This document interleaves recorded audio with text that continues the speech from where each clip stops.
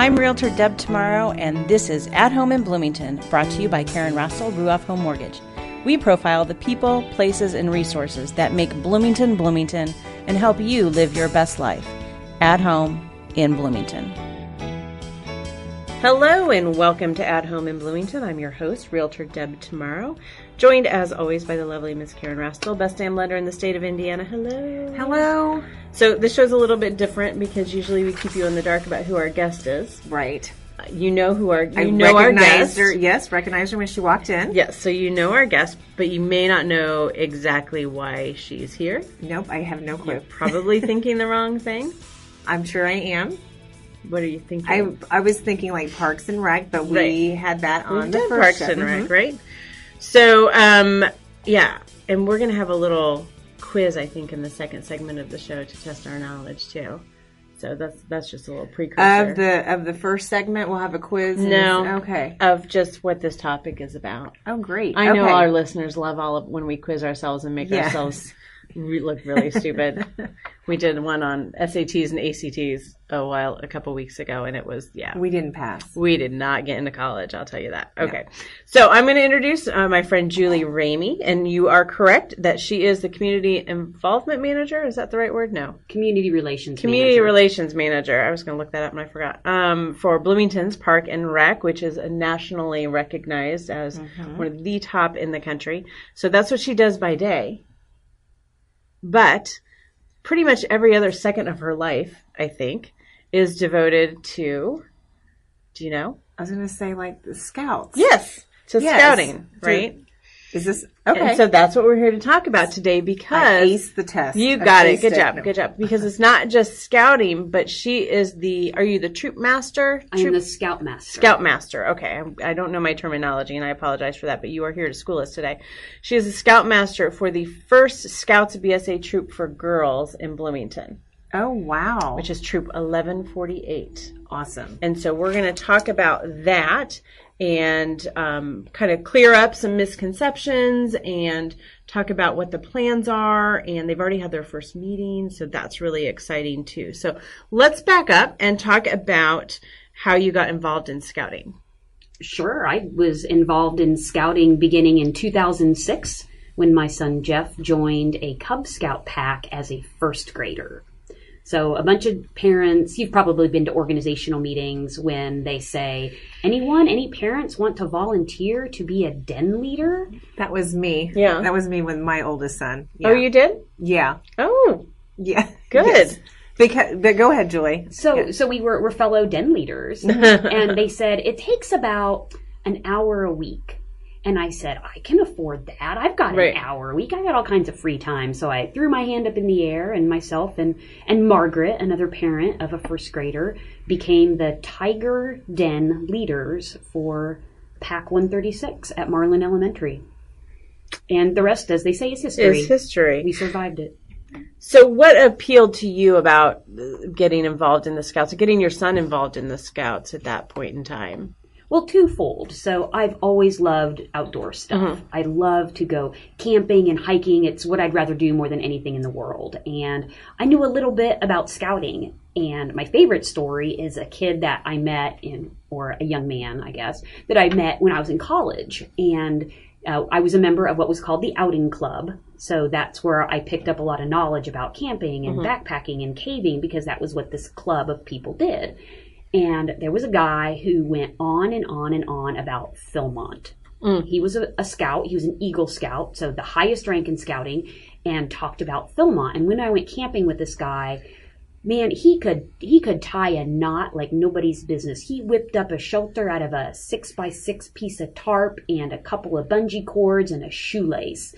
And we were dry all night long. And I just thought, wow, where did you learn how to do all this? And he kept saying Scouts and Philmont and Scouts and Philmont. So that was always in the back of my mind. Well, then fast forward 10 years later, and I have a son, and he's old enough to be in scouting. And I thought, wouldn't that be great to teach my son could learn all these cool things and be my outdoor hiking buddy, and we'll do all these fun things together. And so it was partly for me because I love that stuff, right, and partly for my son because not only would he learn skills, but be around other kids, and values of character and leadership that come from scouting are, in my mind, second to none. Yeah.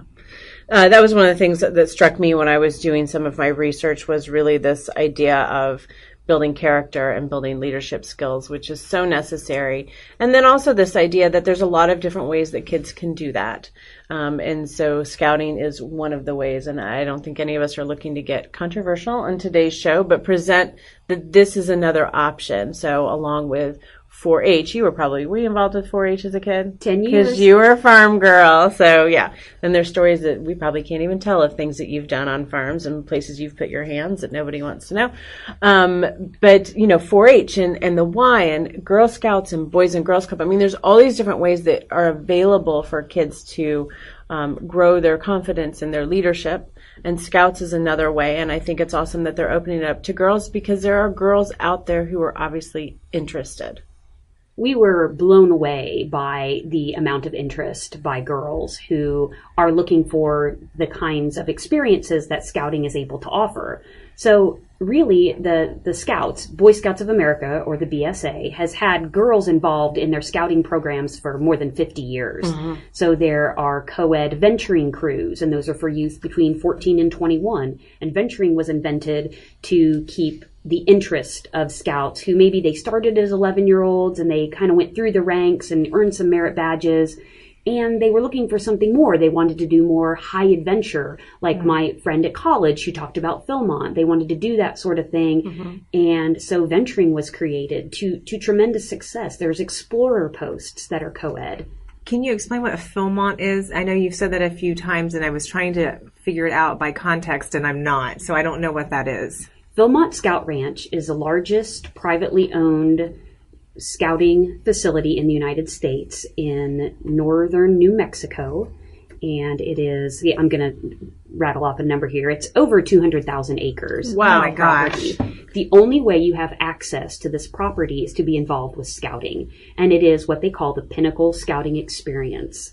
So Philmont is basically, it's a 10-day backpack trip where you load everything on your back and you head off into the wilderness and you climb mountains and you cross deserts and rivers and see all the historic things that were involved in that area at the time. There's mining, there's old mines, it was a frontier town, the Kit Carson Museum. Oh, wow. It's all part of this Pinnacle Scouting experience, and it's really a time to trot out not only your knowledge of scouting skills like backpacking and cooking over a camp stove and things like that, but also leadership. Because the other thing about scouting is that nothing is led by the adults. So I have the title of Scoutmaster, and my job is to make sure that the youth leaders have the training they need to lead their group.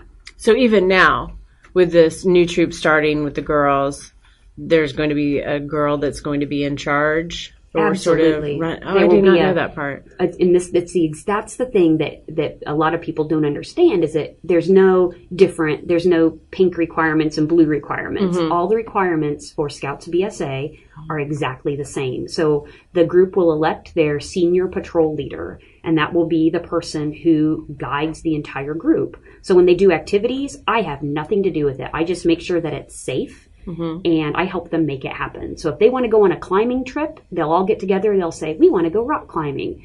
And I'll say, okay, so you need to pick a place where you want to go. And there has to be a certain level of training. So you'll need to find someone who can provide the instruction and the equipment. You go do that.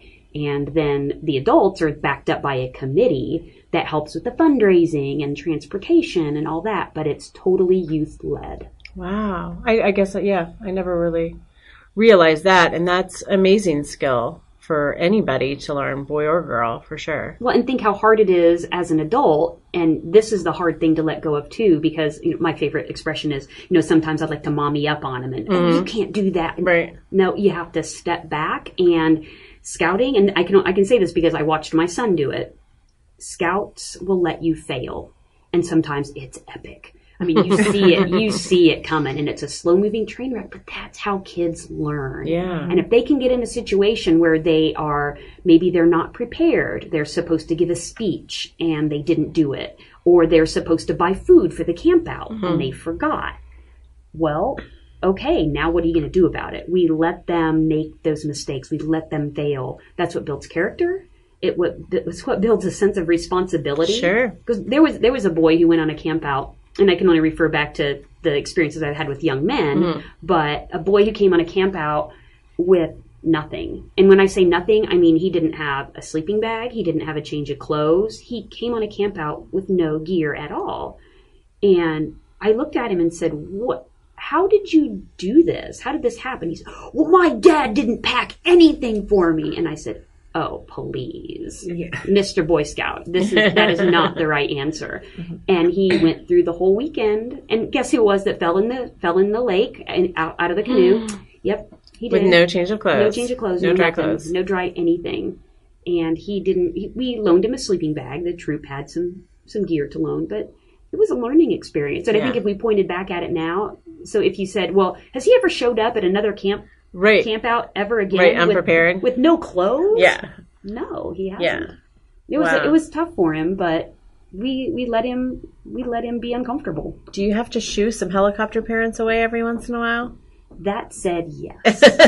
And people. And God bless them, because they love their kids. I get it. So well-meaning, and and as a parent, the hardest thing in the world is to watch your kid fail. Yeah. And like I said, I've watched my own son do it. Yeah. And I, like I said, seen it coming. Oh, he's going to bomb this so badly. And they do, and they learn. Yeah. So, some parents come up and they say, "Oh, well, I was wondering about little Jimmy's merit badges," or "I was wondering about his rank advancement. He's not advancing very quickly." Well, you know what? Have Jimmy talk to his patrol leader. Mm-hmm. And that's not always the right, the answer that the parents want to hear, but most of them get it. They understand, and watching your little child, he's 11 years old, and watching him take his little scout book and his hiking stick and walk away from you it's a pretty moving. It's right there at that first day of kindergarten, right? When you go, "Oh, okay," and he's going to be okay. Yeah. And that's what the Boy Scouts organization, Scouts BSA, no one trains their leaders better. So the amount of training that all of us as adult leaders have is really amazing. It's a staggering level of resources and things that they teach us so that we can then go and teach youth. Everything from those character building and leadership skills to the scouting skills, the fire building and knot tying and horseback riding, the things that they really like to do.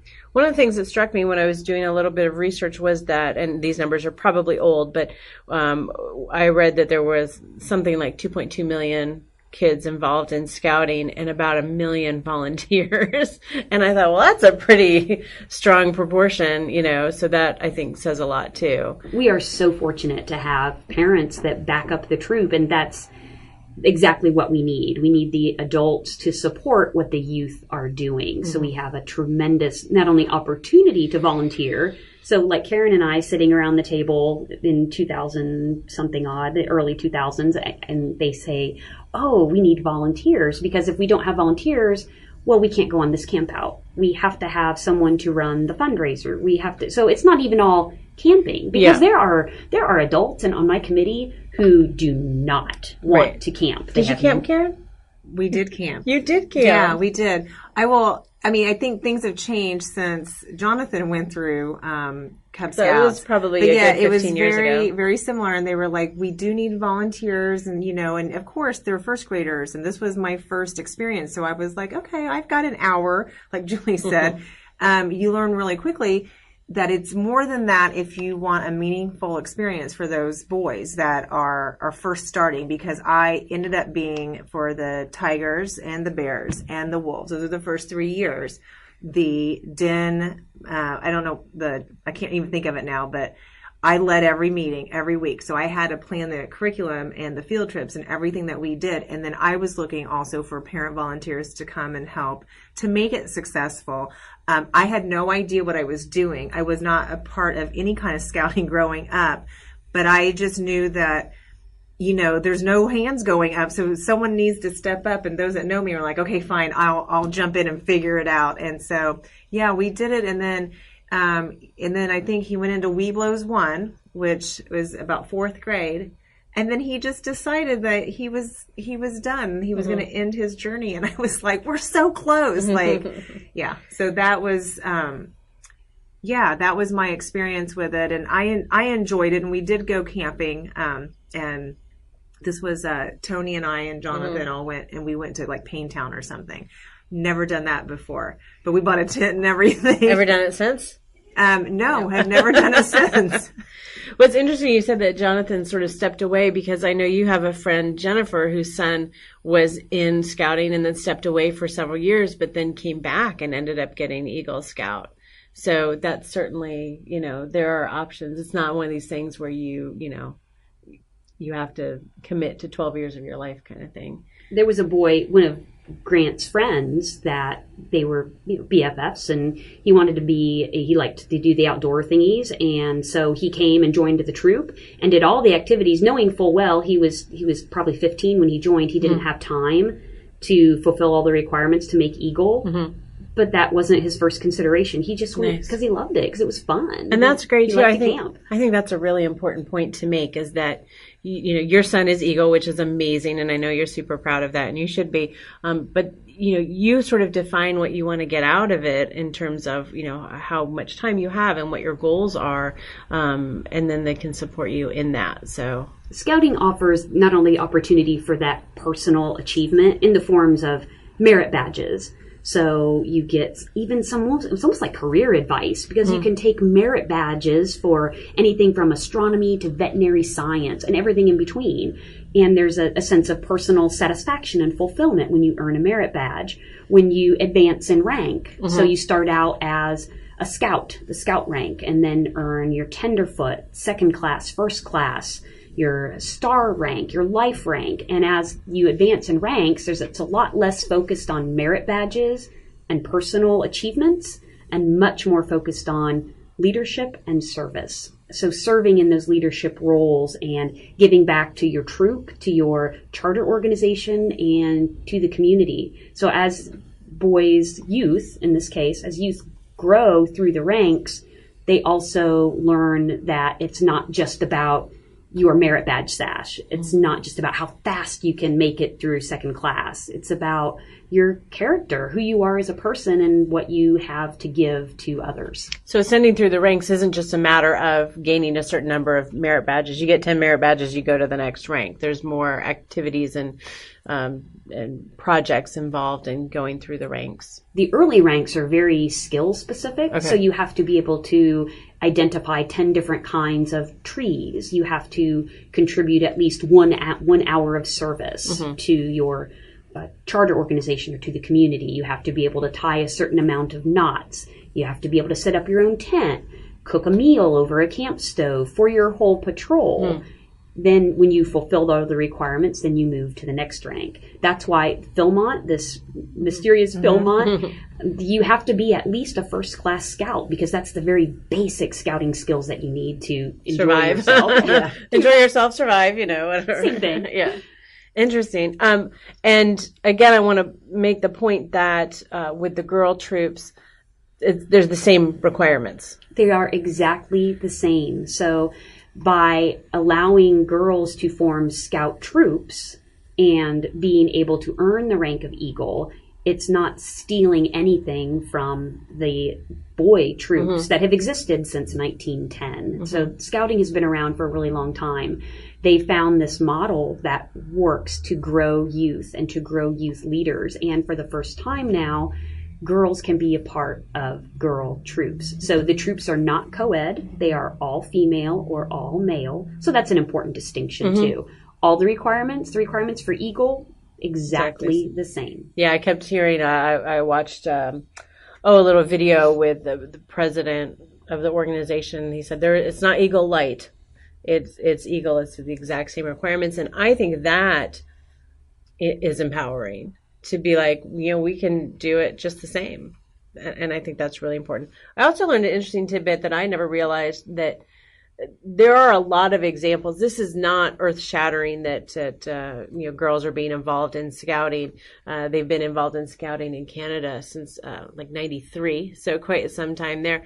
But even going way back, do you remember the Campfire Girls? Do you remember hearing about? Like, I remember that Vaguely. name. Yeah, because it kind Vaguely. because it sort of declined, I think, a little bit in the 70s and early 80s. But they were designed as a companion group to the Boy Scouts back in like 1912 or something. So, there have always been looking for ways, I think, to get girls and women involved and seeing the need for it. And I think it's just been in the past year or so that, the major changes have been happening, and it's kind of exciting to see. So when we come back from break, you were talking about merit badges and some of the things that they need to know. I have a little quiz that you're going to quiz us on a couple of questions that we have to be able to answer in order to get our wilderness badge. Pretty much guaranteed we're going to fail on that. I didn't look at the answers. So we're going to talk about that, and we're going to talk more specifically about what are the things coming up with your new troop that just started here, and what to expect and how to get involved. So stick around. You're at home in Bloomington. Hi, this is Karen Rastel with Ruoff Home Mortgage. Did you know that you may qualify for a renovation loan to make updates and improvements on your current house, or to purchase a fixer-upper you can turn into your dream home? Apply now for a free, no-strings-attached pre-approval to learn your options. Contact me today at 812-606-7653 to get started. Ruoff Home Mortgage is an Indiana corporation licensed by the Indiana Department of Financial Institutions. This is not an offer for extension of credit or a commitment to lend.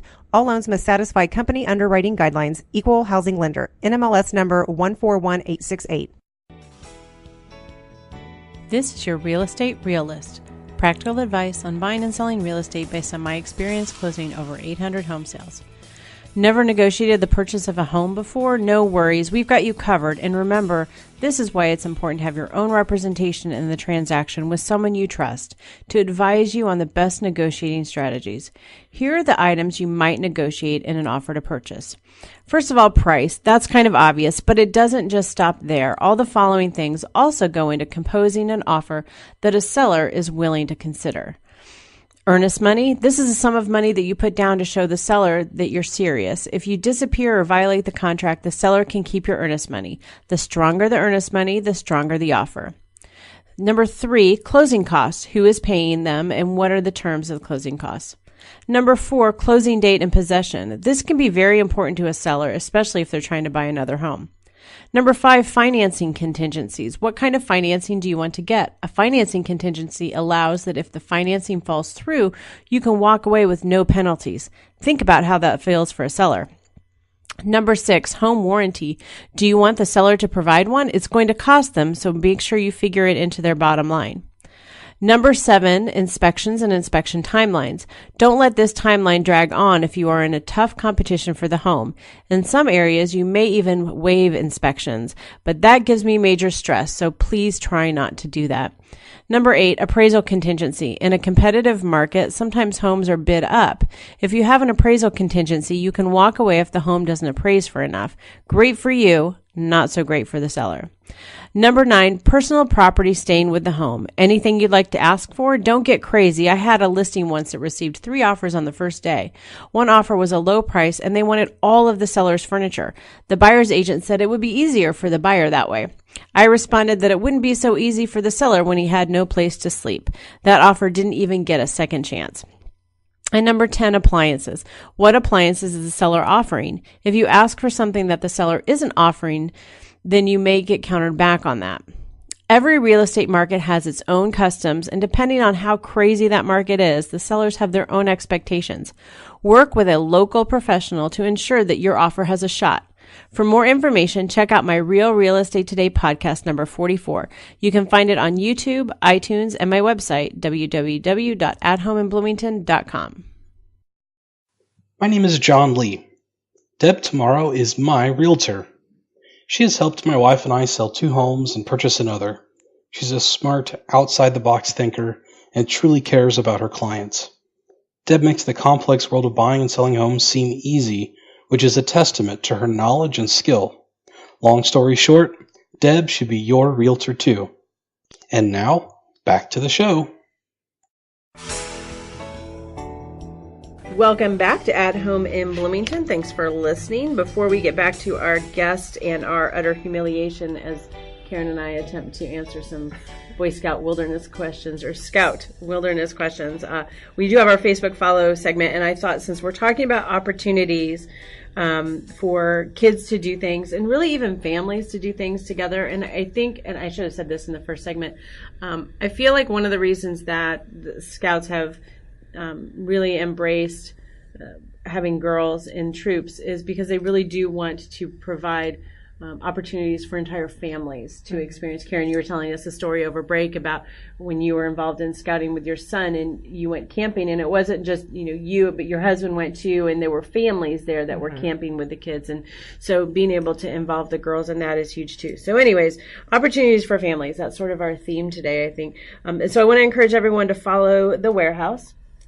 They were a guest on episode 13 of our show, and there's just a ton of opportunities there for families to get out of the house, play together, have sort of inside adventures together, spend time together, whether it's arts or whether it's sports and trampolines and all kinds of fun stuff. So check them out because they've got tons and tons of stuff going on. Really cool.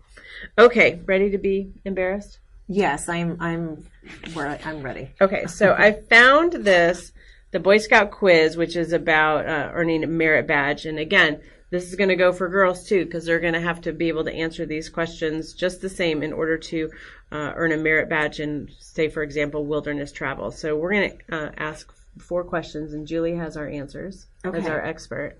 So you ready? Mm-hmm. Okay. So first question is, which one of the following is not a sign of dehydration? A headache, A, headache, B, confusion, C, profuse sweating, or D, fatigue? What? Repeat the question. Sorry. Which one of the following is not a sign of dehydration? So you're out on the Philmont Ranch, you're hiking across the desert, water supply is running a little low. I have my answer. How do you know? Rachel's playing too, so Okay. Are you ready? A, headache, B, confusion, C, profuse sweating, or D, fatigue?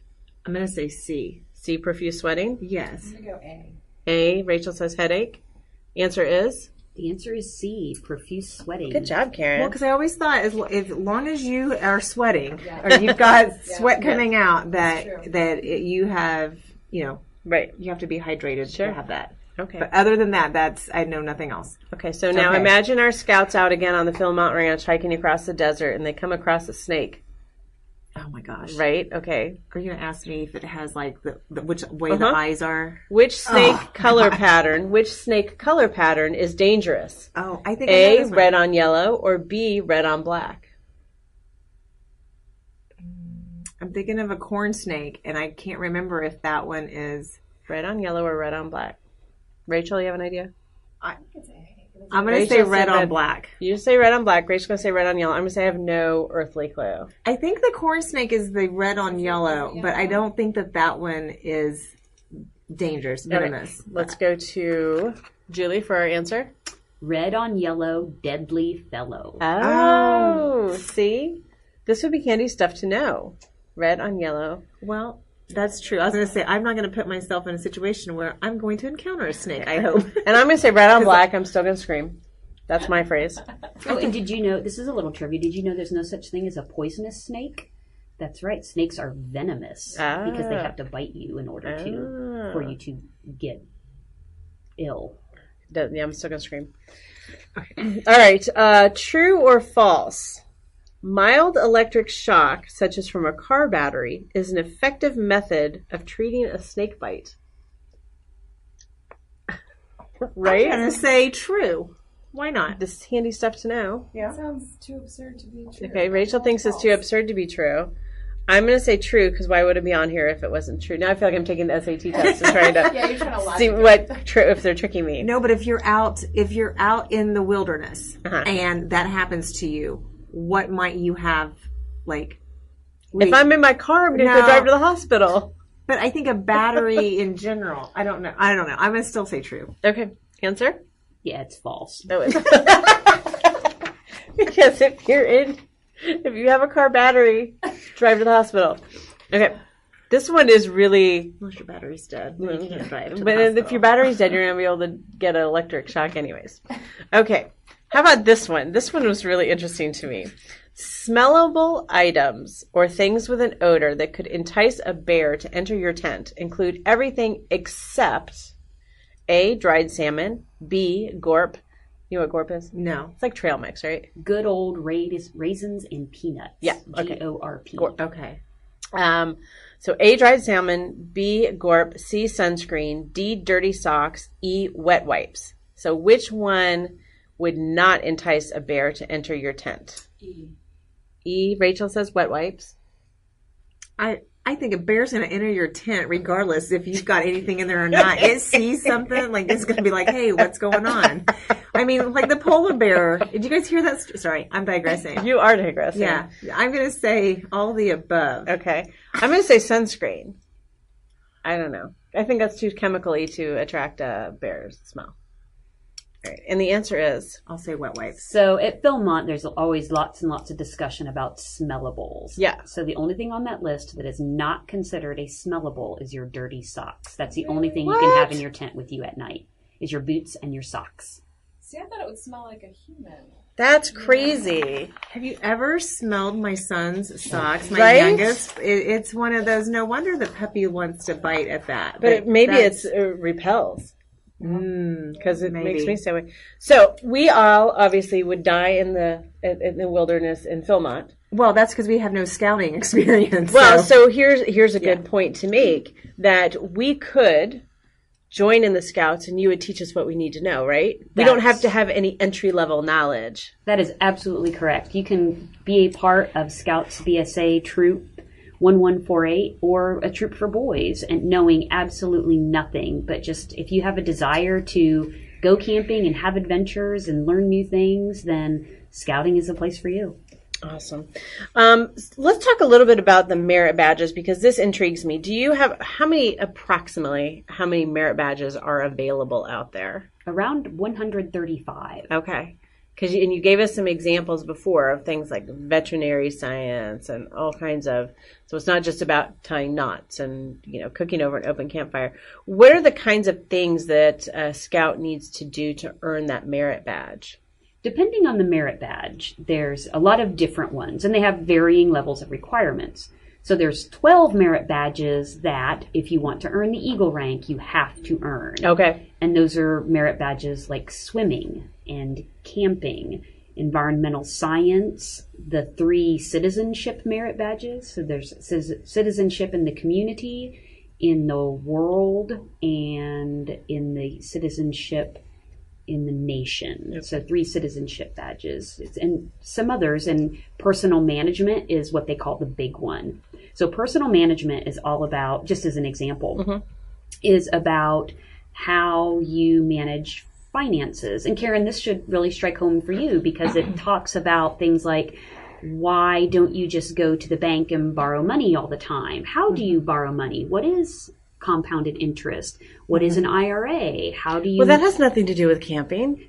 But it's a life skill. That's amazing. Because we hear that all the time. Like, they don't teach this in high school. Like, how to balance your checkbook or whatever. Personal management Wonderful. talks about that. How to manage a paycheck. What income is, and what that mysterious FICA thing is on your pay stub. Right. So it's one of the most difficult merit badges to earn, required for an Eagle rank by design. So they're having to maybe design some budgets and things like that to achieve that merit badge? They track their own income, so maybe they get an allowance. Or if they're older scouts, maybe they do have a part-time job. Or if they don't, then they certainly learn about things like budgeting, because budgeting, as we know as working adults, is not just about money. It's about time and resources and putting in family and sports and downtime and trips to the vet and all of the things that come along with the everyday life. Right. So it's a part of teaching those important life skills. How long does it usually take a scout to earn a merit badge? Sounds like probably different amounts of time, because some are a little bit easier or just don't take as much time. Some are definitely more complicated than others. One of the merit badges that the boys enjoy the most is called fingerprinting. Yes, there's a merit badge about fingerprinting. And some really fabulous folks from the sheriff's department come to summer camp, and within 2 hours, the boys have been fingerprinted and they get to take their fingerprints home with them and learn about what a fingerprint is and how law enforcement uses fingerprints and how to give a fingerprint or take a fingerprint, and they earn a merit badge. Okay. It's a way, too, to kind of explore some careers. Mm-hmm. So, I mean, my son's a senior in high school, and he has no clue what he wants to do, but he's had an opportunity to look at things like automotive maintenance. So engineering, nuclear science, there's merit badges in all those. Lots of STEM-oriented merit badges, lots of nature-oriented. Great for the girls. Absolutely. Wow. And so the Scouts are able to choose whatever merit badges they want? They can. They can choose merit badges based on their level of interest. Some youth enter the program with the goal of earning every single merit badge, which is really exciting. I teach the journalism merit badge, and I taught it at a merit badge fair, and there were only 2 kids who took the merit badge. So I started out and said, well, now tell me your troop number and why you're taking this merit badge. And the first boy said, well, I'm taking this merit badge because there's no other classes available. And I said, okay, well, how about you? And turned to the second. He said, well, my Scoutmaster made me. So maybe some merit badges less popular than others, but still an opportunity to try something new. Right. And really kind of focus what you're doing. I think, it's hard with kids to focus sometimes. So, you give them that. And then there's a manual, a curriculum, I hear it called a lot, that they're kind of following, and that has to do with ascending through the troop, through the ranks, right? So the Scout Handbook is the one that has all of the rank requirements. Not only the requirements, but it's literally that. It is a handbook for every single thing you need to know. And it's one of the things that the Scouts bring with them to every meeting. Mm-hmm. They bring a pen, they bring notepaper, and they bring their Scout Handbook. And that handbook has been updated to include girls? It absolutely has. And when people who were really interested in how it was written compared the handbook for girls to the handbook for boys, they are identical. The only thing that's different in the handbook for girls is that girls are represented in the photographs. Mm-hmm. So there are Scouts that are female doing all the activities and in the axe yard and tying the knots and setting up the tents and things like that. Otherwise, the books are identical. There's no different requirements for girls. That's awesome. Tell us a little bit more about your troop, where you meet, and how people can find out more information. We are Scouts BSA Troop 1148 for girls. We meet every Tuesday at 7 o'clock at St. Paul United Methodist Church. That's on West 3rd Street here in Bloomington. And anyone who's interested, just wants to come and check it out, meet the adult leaders and meet the girls that are involved, are absolutely welcome anytime. We are on Facebook under Scouts BSA Troop 1148 for girls. We have a website, Scoutlander/Scout Troop 1148, and we also have an email address, scouttroop1148@yahoo. So there's all kinds of ways to find more information. Awesome. And I want to encourage that. Are there any Cub Scout opportunities for girls right now, or is that something coming in the future? Cub Scouts have taken girls since last year. Okay. So if you have a girl who's in, I guess, grade-wise, either between 5 and 10 years old or in kindergarten through 5th grade, then there's Cub Scout packs that have girl dens and Cub Scout packs that have girls involved. So there's absolutely tons of opportunities for girls of a younger age who want to be in Cub Scouts. Okay, and here in Bloomington there are some opportunities too. Wonderful. And you're starting with girls who are about 11 years old? The girl has to be 11 years old or finished with the 5th grade in order to be in the Scout Troop. And on up through high school? Through 17. 17, okay. So anybody can join. And what kind of volunteer opportunities are there for people who maybe want to get involved and kids aren't old enough yet or don't have kids? From an adult perspective, there's any number of ways to get involved, from people who want to be a merit badge counselor for one of those merit badges we talked about. Anyone who's a dentist can become a registered dentistry merit badge counselor. Now, how cool would that be? Wow. So lots of professions and skills. When you get that real estate one, Hook me up. I will remember that. A real estate merit badge. That'd be kind of interesting. So merit badge counselors, there's opportunities to be directly involved with youth as a part of the troop, going on campouts, teaching scouting skills. You'll never regret time that you spend with your kid. So that's an opportunity there, as Karan mentioned earlier. Or just being a support person as part of a committee. The Scout Committee supports the troop in everything they do. So the fundraising and the bookkeeping and the managing advancements and records and things like that. In our troop and in troops all over the city, there's spaces for adults who are willing to serve and to help out the troops like that. Cool. Well, I certainly have learned a lot. I mean, my brother was a Cub Scout when he was young, and obviously I wasn't much even younger than him, so I didn't really, I saw the uniform and I saw the badges and I was like, oh, that looks kind of cool, but that was about my frame of reference. So I certainly have learned a lot and am impressed and would want to support any organization that looks towards helping kids become more confident and have more leadership skills and be more aware of the community around them and the nation as a whole. So I thank you for what you're doing. It's exciting. I know you're excited, and I know your excitement is infectious. And so I hope that people will feel that and look to get involved. It brought back a lot of memories. Yeah, I was for going me to say. As Julie's been talking, and it brought me back 15 years or a little bit more, and just thought of all those weekly meetings and all the trips and things. And I mentioned during break still having some of those, they were like paws and like beads that the kids would earn. And they were so proud of that. Like they got their first bead. They were like black and orange, I think. And, but yeah, I still have the blue Cub Scout shirt.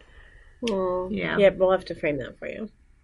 All right. Well, check them out on Facebook and all their other resources. And definitely, especially if you've got girls, look for a way to get involved. Thank you for joining us today.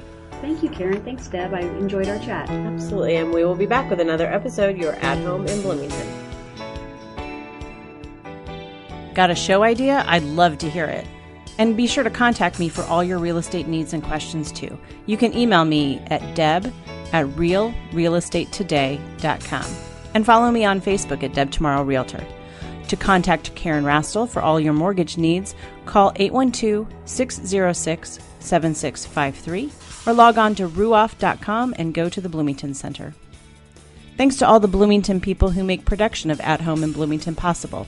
Special thanks to superstar producer Rachel DiGregorio, digital guru Cynthia Hogan at Monster Digital Marketing for website design and hosting, and video genius Wes Lasher in the production house for engineering the show.